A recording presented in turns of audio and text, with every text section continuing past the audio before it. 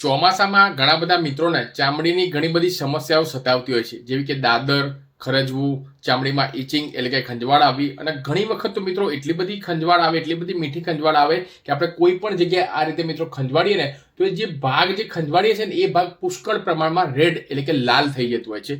તો આ બધી સમસ્યાથી બચવા માટે એક સિમ્પલ ઉપાય તમને બતાવું છું. તો તમારા ઘરની આસપાસ કોઈ પણ જગ્યાએ કડવા લીમડાનું વૃક્ષ હોય તો નમન વંદન કરીને 2 થી 3 ડાળી કડવા લીમડાની તમારે તોડીને લાવવાની છે. અને તમારા ઘરે જે પણ પથ્થર હોય, જે ખલ હોય વાટવાનો, તેમાં 3 થી 4 જે કડવા લીમડાની જે ડાળી તમે તોડીને લાવ્યા છો એને બરોબર વાટીને એક પેસ્ટ બનાવી દેવાની છે. એ પેસ્ટની અંદર થોડા ઘણા પ્રમાણમાં ટર્મરિક એટલે કે હળદર તમારે એડ કરવાની છે અને અડધી ચમચી કોકોનટ ઓઇલ એટલે કે નારિયેળનું તેલ છે એ તમારે એડ કરી દેવાનું છે અને બરોબર ત્રણેય વસ્તુને પ્રોપર તમારે મિક્સ કરી દેવાનું.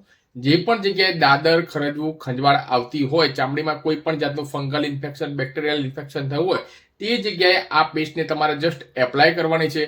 અડધો કલાક સુધી એમને એમ તમારે રહેવા દેવાની છે અને ત્યારબાદ તમારે વોશ કરી દેવાનું છે. થોડા દિવસ સુધી તમે આ કરો છો ને તો જે પણ જગ્યાએ તમને ચામડીમાં ઇન્ફેક્શન થયું હોય ને એ થોડા દિવસોમાં દૂર થઈ જશે. કારણ કે કડવો લીમડો અને હળદર છે એ એન્ટી ફંગલ, એન્ટી બેક્ટેરિયલ અને એન્ટી વાયરલ ગુણધર્મ ધરાવે છે.